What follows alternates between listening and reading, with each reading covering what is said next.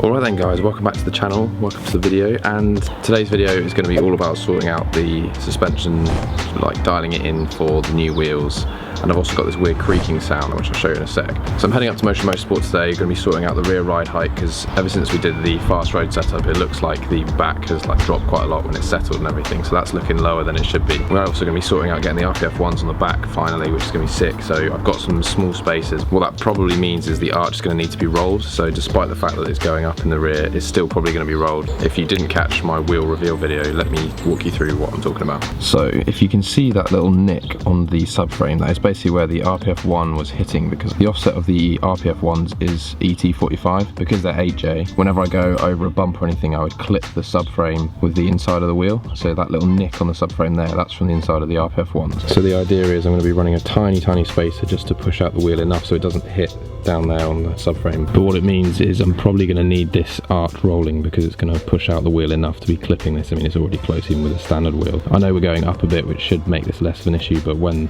the wheel is wider and out a bit further, this is going to be a problem, I think. So in terms of the rear, it's going to be spacers on, ride height up, rolling these arches. And then I've also got this creaking sound coming from the passenger side front suspension, so let me just go turn the wheel and you'll be able to hear that. As you can hear, a bit of a weird sound coming from there. So all of these issues we're going to get sorted out today. We're heading up to Motion Motorsport because it makes sense to take it there. I don't want to roll the rear arches myself because I'm too scared I'm going to ruin the arches. And most of the people I spoke to just said they didn't want to help out either because they didn't want to be responsible for it. So yeah, so basically trying to kill, I guess, 3 or 4 birds with one stone by heading up there today. So let's hope that today is the day that we get the suspension dialed in and get these RPF1's on all 4 corners.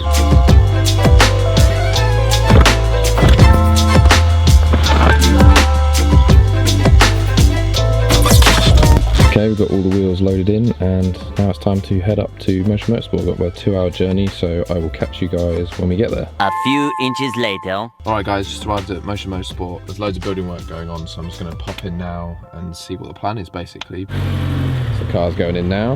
Take a race lorry in the way, making it hard to get in. So job 1 of the day is going to be trying to figure out what this creaking is on the front suspension. Have you got any ideas what it is? Probably the bearing in the top mount or the spring moving on the cup.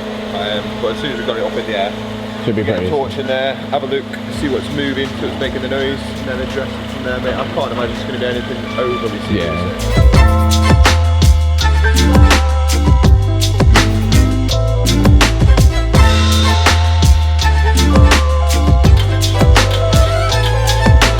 So, things have escalated. The coilover is out and in bits. There's no real signs of any wear or issues with any of the bearings or anything on this. But if you take the steering rack or the track end off, the noise when you're pulling the steering arm is still coming from the coilover assembly. And it just sounds like 2 mating surfaces are dry together and creaking against each other. Right. So I'm just going to strip it down, clean all the threads up, lock all the collars back off again, re-grease everything, put it back to go again, try it.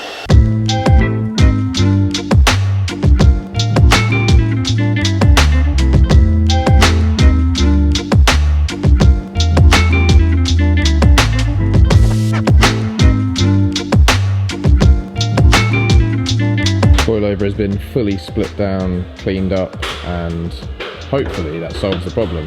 There was nothing broken, so... Nothing obviously wrong, just the sound of 2 metal surfaces rubbing together. So hopefully it's as simple as a quick clean. The fact that there is no sound is very promising. Absolutely. Nice. Try it on the floor. Yeah, I reckon that's it. That was fixed. Yeah, because it was doing it at this point anyway, wasn't it? Yeah.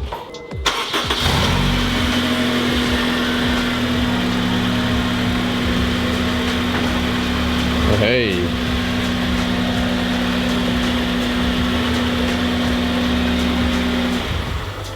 Sweet.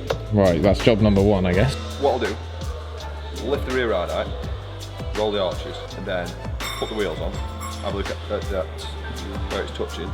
Take them off, put the spacer on, put the wheels on, string it, check the camber, check the toe, make sure we've not got any funky toe setting on that side, which is why it's touching. So I don't think it will be. And then address any issues from there. Okay. We're going to need to lift the ride out, we're going to need to roll the arches. Yeah. And then we'll check it with the spacers and see what the wheel alignment's saying. Because we've got to do the front again anyway. Yeah. Because I've taken the damper. As much as I can, you see, we measure it first. Yeah. As much as I can do that, It's not I still don't want to rely on it being okay. I'd rather check it anyway. Cracking on with job number 2, which is raising up this rear ride height. This has kind of been something I've been wanting to do even before the wheels were an issue. Now there's more of a reason to do it. Yeah, absolutely. We're going to try to add a little bit more camber and have a look at this issue with the Enkei touching the trailer on as well.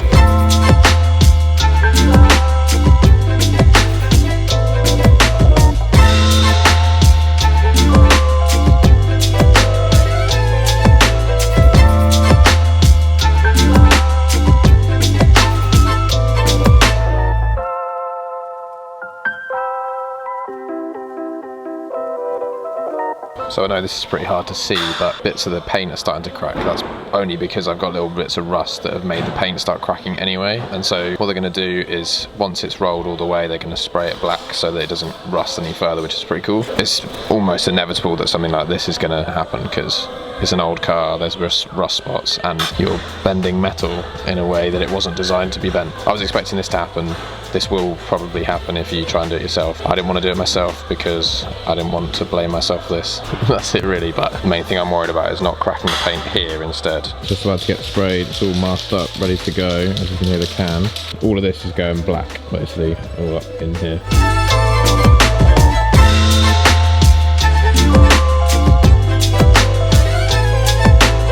All been painted now, as you can see. So we just test fitted this wheel to see if it was rubbing, and it's obviously not at the moment because it only does it when you go over a bump. Cracking on with rolling the arch on the other side, but it's basically done already. Right, so we've had the car back on the ground and tried to level out the rear suspension as much as possible with all 4 wheels on. We've gone up 10 mil. We're going to come down 5 mil now to just make that gap a bit smaller, and hopefully that should solve all of the problems we had with the ride height. Alright, so it's been dropped 5 mil and it does look a lot better. Hopefully it doesn't drop more than that. Only time will tell, I guess. So we're going to go with that for now. So now we're just having a look at the alignment to see if everything's all good still, because remember we've taken it apart and what have you, so stuff's probably going to have to be adjusted and what have you. This corner, as expected, is off. Is off now, yeah. The rears are exactly where it should be, really. I'm confident that it's going to be alright. I think ride height wasn't helping on that corner. Yeah, once I've done the camber on this side, I'll drop it down on the floor again, get it up in there and have a look to see what the wheels doing against the trailing arm, and then measure, put the strings around it and see what the toe's saying. I mean, like, because the hub pivots on the bushes, yeah, it could be a toe issue that's causing it, but it would have to be a chunk out.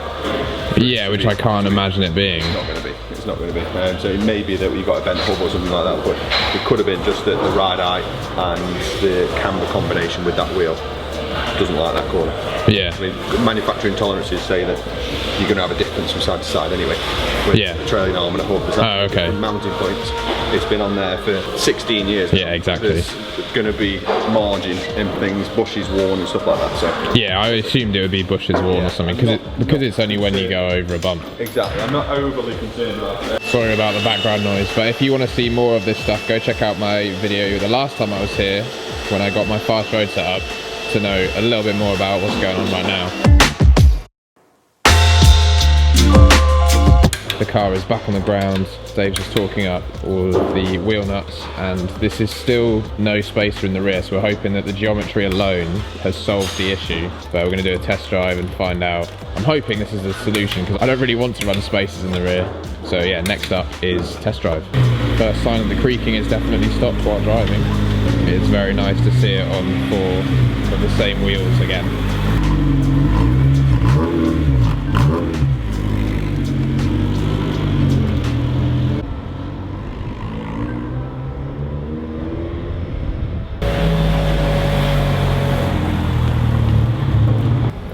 Better now, it's got matching wheels as well. Yeah, that too. It's been the bane of my life ever since I got these brakes. So massive shout out to Motion Motorsport. I will put their links in the description. Thanks to Dave for today, and I'm going to head back home now. Got all the wheels loaded up, so it's time to hit the road and get back home. 3 days later. Okay guys, so it's been a few days and I basically didn't pick up the camera again because I wanted to make sure everything was all good before coming back to you guys. So the last clip you saw was me just leaving Motion Motorsport. So basically what happened was Dave had gone on a test drive and he'd gone found potholes and stuff to put the car through its paces to see if the rear wheel was rubbing or not, and it wasn't. So when he got back, I packed up and I left. I got about 3 or 4 minutes down the road, went over one of those, those half speed bumps, went over one of those, and then as I came off the back of that, the inside of the wheel then hit once again. It was way better than it was before. I mean, I was literally going over dips in the road and it was hitting then, so the setup was already way better, which was why we both thought it was all sorted, because it wasn't doing it that. It was only on this massive bump over where I hit again. So basically it meant I had to turn around, go back to Motion Motorsport and put these spacers on quickly, and that solved the problem. So I'm a few days in now, I still haven't had an issue. So it basically means all of the stuff that we did was completely worth it. I still have the rear wheels on, it looks so good. Weirdly actually, one of the things I've noticed the most is that creaking sound. The fact that that's stopped now has made such a massive difference. I think it was actually creating some sort of friction because the steering definitely feels lighter at lower speeds and stuff now, which is really good because it just makes maneuvering much easier. So just the fact that everything is sorted out with these rear wheels now, they're on, nothing's rubbing anywhere, and it's all sorted. It's just a big peace of mind. Yes, to be honest, I probably could have done most of this stuff by myself, but Dave and the guys at Motion Motorsport just are so knowledgeable about what they're doing and everything. I just trust them way more than I trust myself with stuff like this. So that's why with this sort of stuff, I left it to them really. So once again, massive thanks to Dave and the guys at Motion Motorsport, because this car just feels so dialed in now, and the car just looks so good on these wheels. So glad to have all 4 on and not have mismatched wheels for first time in so long. I'll give you guys a look of the car with the wheels on fully and this all set up, because it's just got this really cool race car stance sort of thing where it looks ready to just attack some roads. So happy about it. But yeah, have a look at this.